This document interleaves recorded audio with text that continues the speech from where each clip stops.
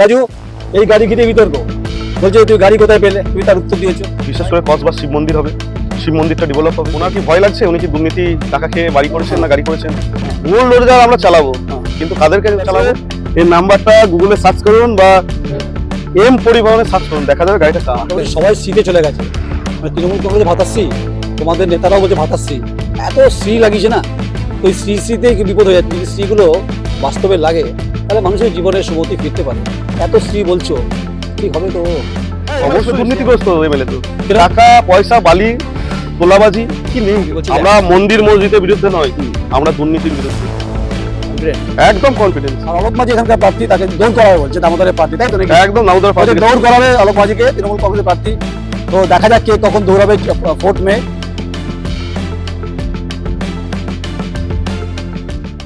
আচ্ছা, মোটামুটি এই যে গাড়িটা দেখছেন না, এই গাড়িকে ঘিরেই বিতর্ক। তার ব্যাখ্যা অবশ্য রাজু পাত্র দিয়েছে। রাজু পাত্রকে গলসির বিধানসভা ভারতীয় জনতা পার্টির বিজেপি প্রার্থী, তার আগেও ইন্টারভিউ হয়েছে, তখন চৈত্র মাস, কড়কড়ে রোদ, এখন বৈশাখ মাস, সবে 3 তারিখ নাকি, বাংলা 3 তারিখ। তো মোটামুটি মেঘ হয়েছে, সেদিনও মেঘ ছিল।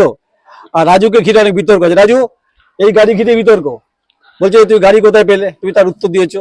ভাই একটু উত্তর দাও। গাড়ি এটা তো আমার ছেলে, তো গাড়ি নাম্বার প্লেট আছে, এই নাম্বারটা গুগলে সার্চ করুন বা এম পরিবহনে সার্চ করুন, দেখা যাবে গাড়িটা কার। বেশ, আমার আর বিতর্ক নেই, আর কিছু জানার দরকার নেই।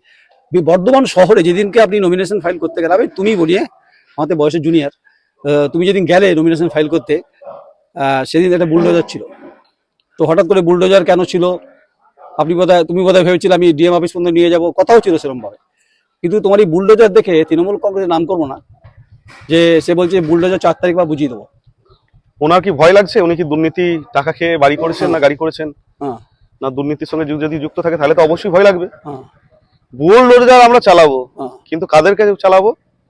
যারা দুর্নীতিগ্রস্ত, টাকা নিয়ে বড় বড় বিল্ডিং করেছে, ফ্ল্যাট করেছে।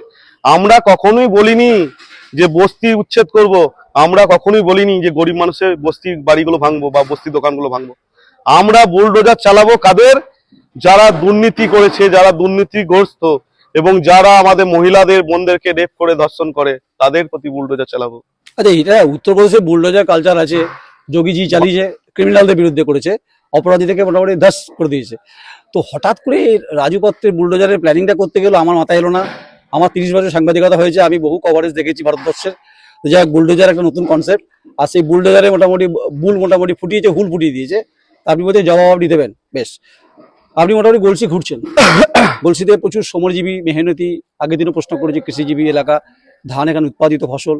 এখানে বহু রাইস মিল কার্যত বন্ধ হয়ে গেছে বিভিন্ন কারণে, আর্থিক কারণে, বিনিয়োগ সে অর্থে হচ্ছে না গো।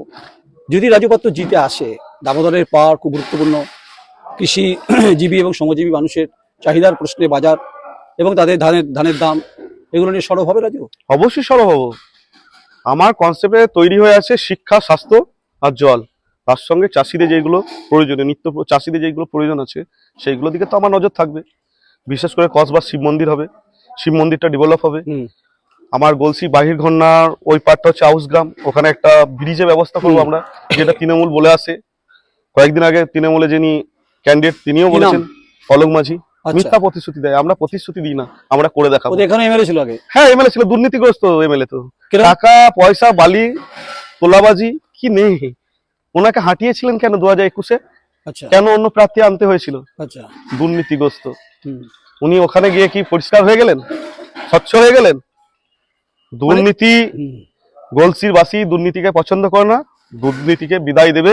সেটা 29 এপ্রিল ভোট বক্সে গলসি বাসী বুঝিয়ে দেবেন। 16তে অলোকবাজি ছিল, 21-এ জামালপুর, আবার ঘুরে এসে তো আসবে যাবে, এরপর আমরা বিদায় দিয়ে দেবো তো। আচ্ছা, একদম বিদায় না সেরকম কি সংগঠন মানুষের অবশ্যই সংগঠন আছে। সংগঠন না থাকলে আমরা ভাওতা কথা বলি, আমরা ভারতবর্ষটাকে চালাচ্ছি। আমরা এই মুহূর্তে 18 থেকে 22টা রাজ্যে আমরা সরকার চালাচ্ছি। আমাদের প্রধানমন্ত্রী গ্যারান্টি, আমাদের প্রধানমন্ত্রী আমাদের মায়েদের বোনেদের জন্য কত কি করেছে দেখেছেন তো। মায়েদের জন্য 3000 টাকা ঘোষণা করেছেন, যেটা তৃণমূল দিচ্ছে 1.5, আমরা দিচ্ছি 3। ডাবল ইঞ্জিন সরকার, ডাবল দেবে, এটাই তো ক্যারিজমা। আচ্ছা, আর আয়ুষ্মান ভারত 5 লক্ষ থেকে 10 লক্ষ হয়ে গেছে, প্লাস বিধবা ভাতা যেগুলো 1500 টাকা আছে, ওগুলো 3000 টাকা হয়ে গেছে। আর সব থেকে গুরুত্বপূর্ণ বিষয় হচ্ছে আমাদের যারা গর্ভবতী মায়ের আছে তাদের পুষ্টির জন্য 21,000 টাকা দেওয়া হচ্ছে এবং তার সঙ্গে 6খানা প্যাকেজ দেওয়া হবে, তার সঙ্গে কিট থাকবে, 6টা কিট দেওয়া হবে। মানে একটা গর্ভবতী মায়ের যে কিটগুলো প্রয়োজন সেই জিনিসগুলো 6টা ধাপে দেওয়া হবে। আচ্ছা রাজু, মোটামুটি সবাই শীতে চলে গেছে, মানে তৃণমূল কংগ্রেসে ভাতাশ্রী, তোমাদের নেতারাও বলছে ভাতাশ্রী, এত শ্রী লাগিয়েছে না, তো ওই শ্রীতে কি বিপদ হয়ে যাচ্ছে। যদি শ্রীগুলো বাস্তবে লাগে তাহলে মানুষের জীবনের সুমতি ফিরতে পারে। এত শ্রী বলছো, ঠিক হবে তো? অবশ্যই এ আমাদের সিন, তো আমরা তো আরো ইয়ে দিচ্ছি, গ্রুপ দিয়ে জয়েন করাবো আমরা। আচ্ছা, হ্যাঁ, আমরা গ্রুপ দিয়ে জয়েন করাবো, আমাদের দুর্গা বাহিনী, আমরা 7 লক্ষ থেকে 8 লক্ষ মহিলাদেরকে আমরা চাকরি দেবো। আমরা প্রতিশ্রুতি নয়, আমরা করে দেখাবো। এইটাই তো আমাদের সঙ্গে তৃণমূলের তফাৎ। তৃণমূল প্রতিশ্রুতি দেয়, আমরা প্রতিশ্রুতি দেয় না, আমরা করে দেখাই। আপনি তো গ্রামে গ্রামে ঘুরছেন, পানাগড়টা আপনার মধ্যে পড়ে, এদিকে অনেকটা অংশ, অনেক বড় বিধানসভা, এখানে বালি খুব হচ্ছে, ডায়মন্ড বালু বলা হয়, উন্নত শিল্প, এটা করে কম বেকার শাসক দলের অনেকের আছে, তার সঙ্গে পুলিশ আছে, প্রশাসন আছে, বিএলআরও ভূমিকা আছে। আমার বলতে আমি সব সংবাদ করেছি। তো রাজু পাত্র যদি জিতে আসে, সিন্ডিকেট বন্ধ হবে না? অবশ্যই সিন্ডিকেট বন্ধ হবে, যেটার জন্য লড়াই, সিন্ডিকেট বন্ধ হবে। আচ্ছা, ঠিক আছে, লিগেল হয়তো চলতে পারে, ইলিগেল কিছু চলবে না। আচ্ছা, ঠিক আছে, আর ইলিগেলকে আমরা বন্ধ করার জন্য তৈরি আছি, কোনো সিন্ডিকেট চলবে না। যদি আপনি জিতে যান, আপনার দলের লোকেরা বালি শিল্পের সঙ্গে তাদের প্রতি আমরা করা ব্যবস্থা নেব, তাদের প্রতি আমরা শোকজ করবো, ব্যবস্থা নেবো করা। আমার রাজ্য নেতৃত্ব যেটা নেবে বা সেন্ট্রাল যেটা নেবে তার সঙ্গে আমরা থাকবো। আমি প্রশ্নটা কেন করলাম, এটা কানে আসছে বলে। রাজু পাত্র কেন, বিজেপি কোনো নেতা দুর্নীতির সঙ্গে যুক্ত নেই, ভবিষ্যতে থাকবে না, এটাই আমাদের বিজেপি দলের নীতি আদর্শ। এখান থেকে বেশি দূর নয়, পানাগড় ইন্ডাস্ট্রিয়াল যেটা পার্ক, যেটা এখানে ম্যাট্রিক্স ফার্টিলাইজার হয়েছে, আরো কিছু আছে। এখানে শ্রমিক নেতা শাসক দলে তারা যায়, ওখানে উপঢৌকন নিতে যায়। তো এখানে যেভাবে বৃহৎ শিল্পের যে পরিসর বা পরিবেশ হওয়ার কথা ছিল, আমি ওই দুর্গাপুর ঢুকছি না, পানাগড়ে আসছি। যদি বিজেপি গভর্নমেন্ট ফর্ম করে, যে পানাগড় ইন্ডাস্ট্রিয়াল যে পার্ক, বিরাট এরিয়া, সেখানে আরো ডেভেলপমেন্ট করা যায়, ইন্ডাস্ট্রি করা যায়, সেগুলোর ব্যাপারে ভাবনা চিন্তা। অবশ্যই আমরা এখানে শিল্প করব, শিল্প না হলে তো উন্নয়ন হবে না। কি ধরনের শিল্প হবে পানাগড়ে? কি ধরনের পানাগড়ে দেখুন, ইন্ডাস্ট্রিয়াল পার্ক, ওটা ইন্ডাস্ট্রিয়াল পার্কে যেসব শিল্পগুলো প্রয়োজন আছে, আমাদের এখানে যেসব শিল্পগুলো প্রয়োজন আছে, যেমন টাটা চলে গেছে, টাটা আমরা নিয়ে আসবো নতুন করে। আচ্ছা, অবশ্যই টাটা নিয়ে আসবো। পানাগড়ে? হ্যাঁ, পানাগড়ে টাটা ফ্যাক্টরি হবে। আচ্ছা, গ্রাফাইটে আরো উন্নত মানের ফ্যাক্টরি হবে, ডিপিএল ডিএসপি যেগুলো আছে, যেগুলো বন্ধ হয়ে গেছে, সেগুলো সব চালু হবে। আচ্ছা। আমরা কারখানা আগুন জ্বালাই, আমরা কারখানা আগুন বন্ধ করি না, ধোঁয়া বন্ধ করি না। সিপিএম বন্ধ করে দিয়ে গেছে, তৃণমূল এসে আরো বন্ধ করে দিয়ে গেল। আমরা কারখানা তৈরি করব, কারখানা চালু করব।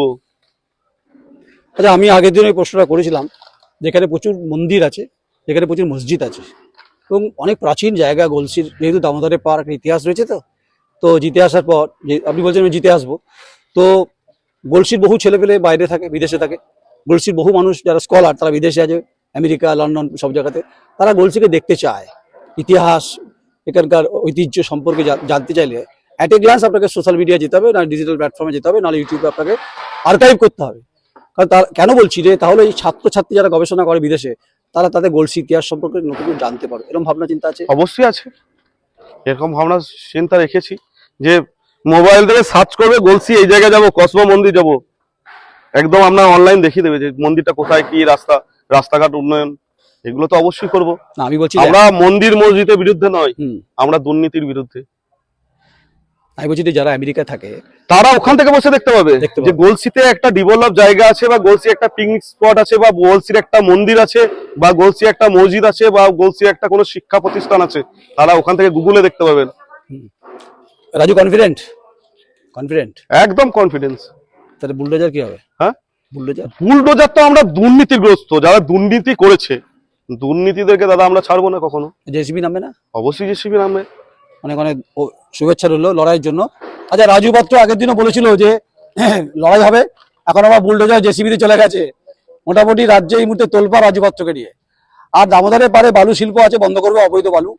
আর পানাগড়ের শিল্প আগের দিনও বলেছিল যে পানাগড় ইন্ডাস্ট্রিয়াল ডেভেলপমেন্ট হবে, আর আর্কাইভে ডিজিটাল মাধ্যমে গলসিয়ার ইতিহাস সমৃদ্ধ এলাকা তাকে নিয়ে আসবে। আর সবকে সাথ সবকে বিকাশ, নরেন্দ্র মোদীর স্লোগানকে অবশ্যই বাস্তবে রূপায়ণ দেবে। আর অলোক মাঝি এখানকার প্রার্থী, তাকে দৌড় করা হবে বলছে, দামোদরের প্রার্থী, তাই তো নাকি? একদম দামোদরের প্রার্থী, দৌড় করাবে অলোক মাঝিকে, তৃণমূল কংগ্রেসের প্রার্থী। তো দেখা যাক কে কখন দৌড়াবে। 4 মে রাজুর সঙ্গে আমার দেখা হবে। আবির গেরুয়া হবে নাকি সবুজ, ওটা জনগণ ঠিক করবে ইভিএম এ। নমস্কার, আমি নয়ন রায়, আমার চিত্র সাংবাদিক জয় মন্ডল, মানকর, বিধানসভা বলছি।